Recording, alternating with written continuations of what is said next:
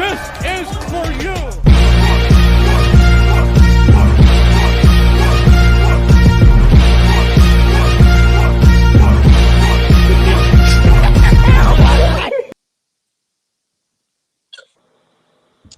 What is going on, you guys? It's your boy Joe Castro, aka Philly Fresco, and I am here joined, as always, by my guy Brandon. It is Philly the podcast, man. We are here, and before we get into my guest today, I do want to make sure to remind you guys, because we always got to remind you: hit that like, hit that share, be sure to hit that subscribe. Let's get this everywhere, man. We're trying to hit 1,400 by the end of the month, and I know we can do it. We're very close. So today we have a very special guest, like I said, Simeon Smiley, excuse me, from Purdue. How's it going, man? How you doing today? I'm doing great, man. Living life to the fullest, taking everything one day at a time. How are y'all doing? Good, man. Blessed. Yeah, blessed with the best. Can't complain. So before we get into any of the questions, let's go over some of these numbers. So obviously I got 6 foot, 210 pounds. This would have been your 5th year. You're obviously going to be foregoing that 5th year. 77 tackles, 14 pass deflections, 2 interceptions. One of those we'll get into because I am a Penn State fan, and as you know, one of those were against Penn State, but we'll talk about that later. Before we talk about football, let's do this interview kind of like game day. So I want to start in the locker room, all right? I want to start in the locker room. What type of music gets you going? What type of music gets you hyped before the game? You'll be surprised, man. A lot of guys like listen to like a lot of uproar, but I'm more of a laid back type of guy. Sometimes I'll turn a little R&B. Okay. Sometimes I'll turn a little. I'm a huge J. Cole fan, so I'll put on some J. Cole. And then some days, Christian background, so some before games I'll throw on some Lecrae or something just to soothe me. I never like to be too high. I never like to be too low. So, I can respect that. So are you the type of guy that you kind of need the music to really hype you up, or once the whistles are blown and the kickoff's about to happen, that just all of a sudden everything just starts flowing and you're ready to go? I've never really needed the music. Some games I would go without it, to be honest. So just sit there and meditate, think about what I got to do. Yeah, I mean, me and Brandon used to play football back in the day, so I know there were some guys that would just sit there and stare at their locker, and there were some guys that would run around the locker room going crazy. So there's always that difference, so I like to hear that. So let's get into actual football. Now we're going out onto the field. What is your game day motivation? What do you play for? What do you go out there on Saturdays and soon to be Sundays? What is your motivation going out there and playing? For me, I know a lot of guys like to just talk, but for me it was really just me, because at the end of the day, I'm the one out there. I'm the one if something happens, I'm the one getting hurt. Of course I want to provide for my parents, my brothers, feel my love, like my girlfriend, stuff like that. But like I just like when it really come down to it, I can't be like I'm doing this for my mama, because at the same time I'm really doing it for me. Like I'm trying to make a living for myself and for my kids, and like I want generational money. So yes, sir. Like so I like that answer. Usually you get the like, I want to thank God. I want to thank you say, listen, man, it's a business at the end of the day. I love that answer. So let's keep on that. So during your college career, you played multiple positions, if I'm not wrong, right? You kind of played nickel, played cornerback, played a little safety, and you were asked to kind of bring along some of these newer guys in your final year, right? How do you think? How do you think that experience, the versatility and being the leader of that secondary, how is that going to help you in the next level? I pray it does. I really hope it does. I hope it. Obviously, being more versatile helps you, because you don't come in like. When I talk to a Kansas City scout, when I talk to them, it's not like I'm coming in, they're like, oh, you're just a safety, or oh, you're just this. And talk to a guy and they want me to drop weight, because this year, when my coach told me every year we had a new defense coordinator. So this D coordinator came in, he's like, I want you to play safety. I'm like, just safety? And he's like, yeah. And I was like, okay. So I got the 217. I played the 217 all year. End of the season, now for me to run faster, I've dropped 10 pounds. So I'm at like 207, 208 right now. But I think it's going to help me a lot. I pray it does. Guys like me, like I just need like the door to open. Give me that opportunity, and I'll take it and run with it as long as I can. Yeah, so just keeping on the positions, is there a specific position that you like better between corner or nickel or safety? And if so, why? What makes it better than the others? I say nickel was my number one. I have my best film, at least, is at nickel. I can't really explain why. I think it was just something natural. I mean, nickel sometimes is easier / harder because you got the safeties more over top of you, so you got that extra help sometimes. But then again, you're also guarding usually the best receiver out there, the fastest one at least, the quickest one. So I think it was natural. Like, I think it's more of a feel because when you feel like like the linebacker's not really helping you, or the corner's not really helping you, but I think when you feel that presence, like when you're out there, like sometimes you shade. Well, you also have like different techniques, but sometimes you shade a different way just because you're there. And sometimes it helps you in the game. But a lot of also film, you just know a route they're going to run and stuff like that. But I think nickel was just more natural for me. But going into college, I wanted to play corner, but I was the biggest DB they brought in, so they just automatically shipped me over. But yeah. And now, like you said, you went through a lot of different defensive coordinators. As you probably know, we cover the Philadelphia Eagles. Yeah. So we're going through a shift in a lot of, Carson coaching Wentz. as well. Yeah, it's been a rough off season in Philly, man. But we're going through a lot of coaching changes on our end as well. How does that, do you think, how did that affect you college wise, going through all those different changes? And how were you able to kind of gel and adapt, I guess is the better word, to every new scheme? Yeah, I mean, just being a football player, you got to be able to adapt. But I give kudos to guys who can adapt and just like flourish in the system automatically. But then again, a lot of systems are built for different positions. Like our system was always built for the linebackers. They were going to make all the plays. They're going to make all the tackles, stuff like that. So I think I give kudos to dudes who can do that. But I know for me personally, especially this last year, just couldn't do it. Like the year before that, the system before was like shaped better into my game. Like the nickel position was like most teams, like base is the regular position, but nickel was like our base, and because it was built to keep me out there, and just like I said, I give kudos to guys who can just gel with a new system. But I know this past year I couldn't gel with the new system. We ran a lot of cover 4, like basically just 4, and a lot of times you need to get the stress off the safeties because they're one-on-one with the inside guy from 12 yards deep. But he taught the linebackers to get hands on. The corners were always manned up, putting the fire on the island, like gotta make your money. But I know but the defense wasn't meant for like DBs to like make plays. Like we were always had our back turned. We weren't facing the QB. Like that's why this year nobody really got that many picks on our team, at least. But I don't know, it's important, but I think it was very hard to adapt to new defenses every year. Definitely. Yeah. And so, oh, my bad. Go ahead. And then to stay on, college, your college season, we'll go back to 2019 real quick. Obviously, playing in the Big Ten, right? In Purdue, you got a lot of competition at wide receiver. You got a lot of guys that you're going up against. Like I said, you did get a pick on my Penn State Nittany Lions, and I want to say that you were covering Hamilton, if I'm not either Hamilton or one of the guys. And so I say that to say this. I mean, watching some of the film on you, you got the attributes. You know what I'm saying? So you have the speed, you have the size. But who are some of the guys in the seasons that you played, maybe that were kind of the hardest to gauge, game wise, or hardest to cover? Who are some of the big names that you went up against? That game we played a lot of zone. I also played safety that game. I got that pick at safety cover 2. Quarterback just overthrew it really, but I took it. Yeah. But I want to say KJ Hill from Ohio State. Obviously, our own receiver, Rondell Moore, had to guard him in practice. Campbell from Ohio State. He was fast. KJ was more artsy with his routes. Campbell was kind of seemed quicker, faster. Ooh.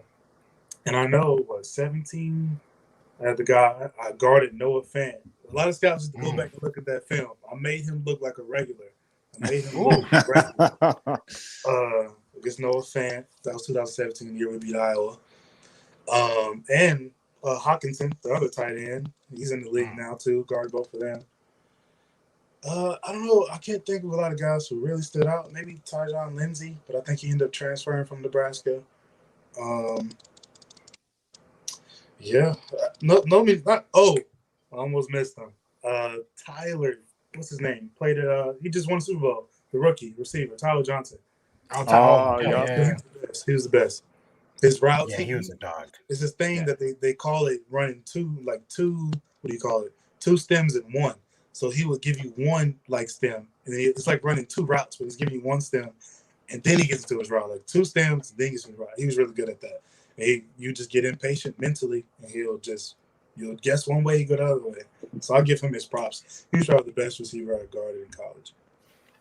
Okay. That's what's up. That's what's And up. is there any receivers that you thought of, like if I make it into the league and everything like that, is there someone that you would want to go up against or at least have the opportunity to? Yeah, me being competitive, I mean, anybody. I don't have like a favorite receiver in the league right now, so it's just whoever. Now, let me ask you this to stay on your teammate. I mean, I did want to bring this up. I'm glad you brought it up first. Rondale Moore is starting to kind of shoot up boards right now. You know what I'm saying? That's no shocker to us. Yeah, a lot of people are falling in love with him, especially a lot of Philadelphia Eagles fans. Obviously, we're looking at wide receivers also, But how is it, being around somebody like that that's, looking like he might be the first or second round pick? He's looking like he might be a instant impact type player. How was it practicing with him, playing with him, and just getting to know him? That's a competitive joker right there, like different. You can tell the first day he walked in his freshman year, like he knew he was going to play.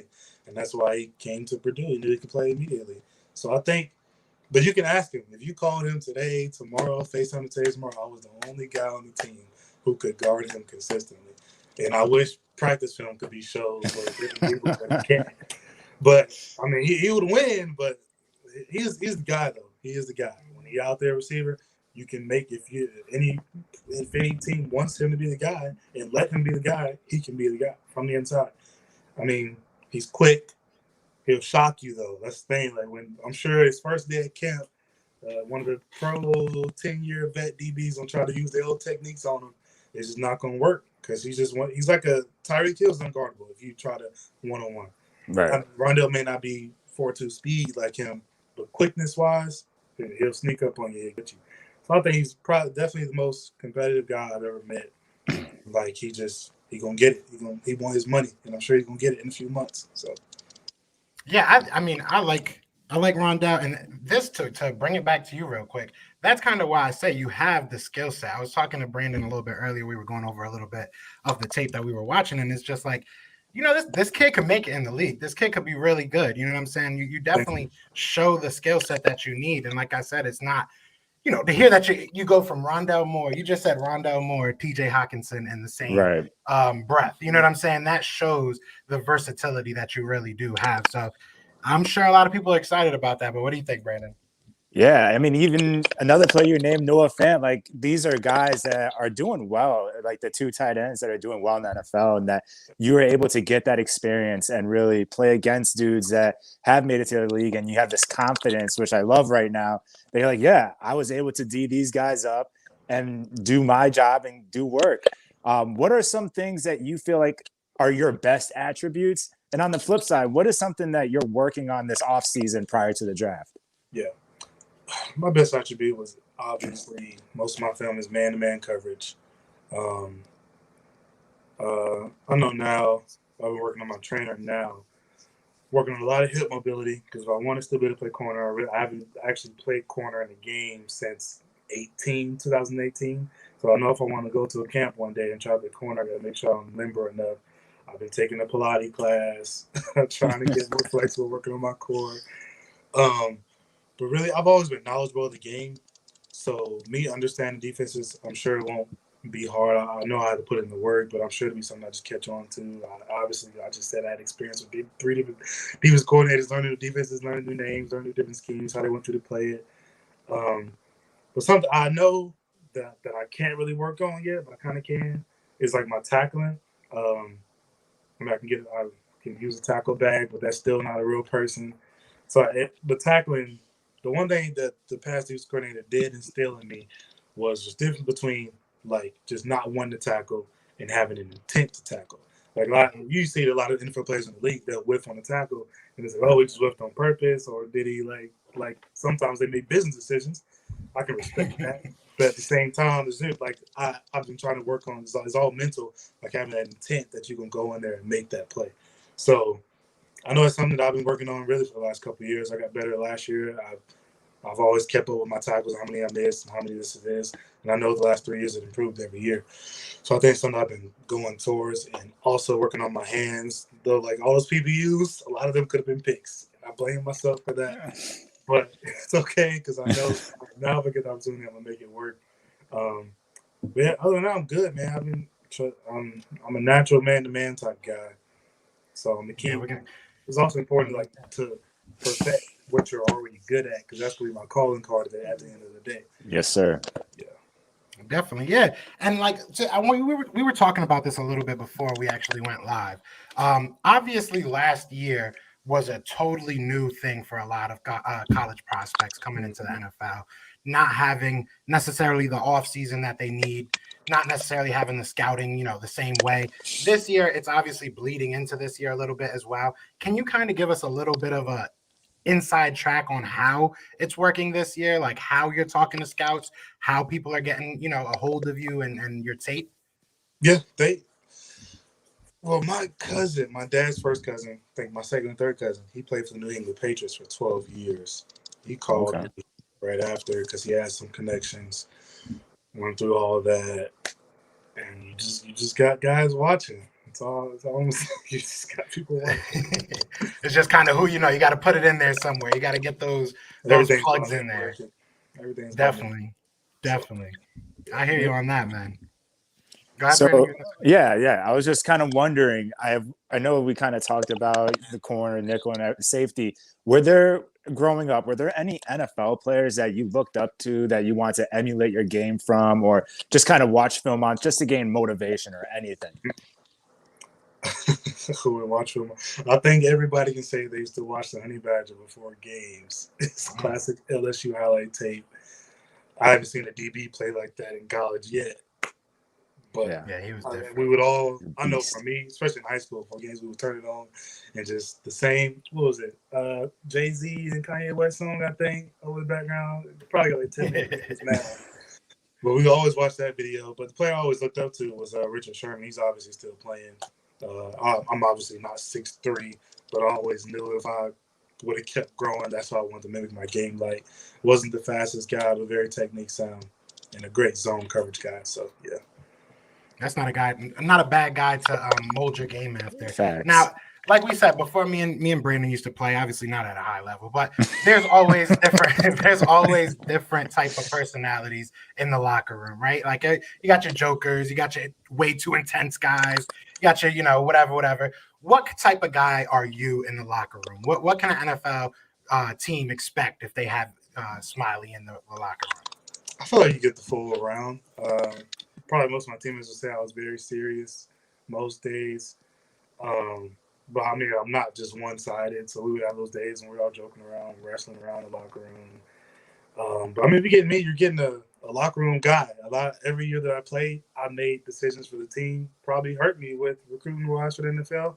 But at the same time, anytime they asked me to play a position, I just did it. So I think you just find a team guy, a guy who actually wants to win for the team and not just for myself. I know I said I'm in it for myself, but like when it came to winning, I was never really in it for myself. So Definitely. I think you're just finding a guy who, like I said, who is really actually a team player, because my whole resume, that's all it shows. Every year I'm playing a position that they wanted me to play. Not something didn't have to be a natural position, but whatever they wanted me to play, I did it. So find a team guy. I mean, I can be a fun guy, but mainly I'm a serious guy, mainly business. But yeah. I hear that. Now let me ask you something quick, because you did bring up Carson, and I didn't want to do it, but I want to ask you. I want to ask you from a player's perspective. Obviously, you see what's going on with us in Philadelphia and the whole Carson Wentz situation. If that was your quarterback, and he's not saying anything, where would you stay? Do you feel as a player he should be saying something, or are you kind of understanding that he's staying quiet? Like, how would that locker room be? He's never been a loud guy, though, from what it seems. So why would he just start to do that now? I mean, I'm sure he thinks he's worth more than how he's being treated. And, like, maybe this year and probably a little bit of last year was just unlucky on his part. But I am a Jalen Hurts fan. Hey. I can't really say too much about Carson Wentz. I respected him when he was winning all those games, and then Nick Foles came in and clutched out the Super Bowl. But maybe the offensive coordinator leaving and going to the Colts hurt him. So, but we'll see. Maybe they can reunite. Phillip Rivers retires. Maybe they can get back together. He got some weapons over there in Indianapolis. So maybe that's the scenario. But we'll see. That's a Yeah, big fact. I think we're all becoming Jalen Hurts fans at this point. You're just Carson Wentz is quiet. Like I hate to bring up the Eagles at this point, but just with everything going on, I'm just starting to more and more just love Hurts more and just ready to go to battle with him as a fan. Yeah, no, it's like you said, it's all about scheme. It's all about, getting the people in the right position. Hey, who knows? You might be wearing that Eagle green pretty soon yourself, and then we can have you back on here and we can, do this again. And we can say maybe I had a little hand in that, I slipped this to Howie or something. But I do want to ask you one last question and then we'll get you out of here, man. I do appreciate your time, man. A lot of fun talking to you, getting to know you, man. But last question I want to ask, if Howie Roseman is watching right now, you know what I'm saying? Mm-hmm. If the Eagles were to draft you, what kind of player are they going to get, and what can they expect from you for a career? What can they expect from me for a career? Longevity. I'll tell you that. I'll take care of my body. I'm going to do all that. I'm going to eat right. Especially, you see all these big names, LeBron James, Russell Wilson, some of they spend $1 million on their body every year, just so they can survive. But my whole goal in life is being – I like to be real. So I want to be better than my brothers. I want to be better than my parents. I want to have more money than my brothers. I want more money than my parents. Like generational money. I want to be able to be 35, 40-year-old, my kids 15, 16, and I'm like, I can go drop 60 on a car right now. Like, you earned it or whatever. I can go do this. I can go do that. So I think you're just getting a guy who's very invested. I want to be very invested in life. I want to go different places. Like I said, I want to be better. Like, I like to learn from other people. Like, all my brothers took different routes in life. I learned from every single one of them on what to do and what not to do. And I take that and I just go on with it. So I think it's very important for every team or coach to know, like, you're getting a guy whose mind is on right, whose mind is straightforward. I'm looking forward. Like, when it comes to football, I'm trying to win, trying to learn more, study film. I've always done that. And I think you're just getting a guy who's totally invested, a guy who only has room to grow, especially in the game of football, physically, mentally, whatever else. So I think you're just getting guys, like I said, I'm not a cocky guy, but I like full-rounded individual. That's what you're getting. I respect that. I think if your parents were, I'm sure your parents are watching. Actually, I see a whole bunch of new names that I don't know. So, and you won the whole chat over with the whole Jalen Hurts conversation, with the whole Jalen Hurts statement. So trust me, you got a whole bunch of fans. But I don't want to speak for your parents, but I'm sure that they would agree with you that they want you to be better. No matter what they were, they could probably be presidents. They want you to rule the world. Mm-hmm. That's how presidents are. So, look, man, do you want to say anything before I close? No, I appreciate you guys reaching out. Yeah, no, it was an absolute honor talking to you, man. And yes, I really do. Like I said, I was watching the film. I really do feel like you have a future ahead of you, young man, and I'm excited to watch you grow. I really am. Hey, I really do think so. That's what I was telling Brady. You can ask him. I really do think you're a sleeper, man. But before we get out of here, man, like I said, everybody, I appreciate you guys watching. Be sure to hit that like, hit that share, hit that subscribe. Let's send this to, Philly, because I think that we need some corners. I think everybody can agree there. We need some corners. So let's get my man in the jersey. Facts. Won't comment on that. Hey, nickel's a big spot in the NFL. It's a passing league. We need nickel corners everywhere, especially if that's your favorite spot. That's definitely a need in the NFL. I agree. Definitely, man. But yeah, like I said, we're going to close this out, man. Again, thank you so much for coming on here, man. We'll do this again when you're in the Eagles green. Maybe we'll get a signed jersey or something. Don't forget us. But everybody else, man, I appreciate y'all chilling, man. Other than that, y'all know what it is. It is Fly, Eagles Fly, and we are out here. Peace. Thank you. Thank you, man. God bless.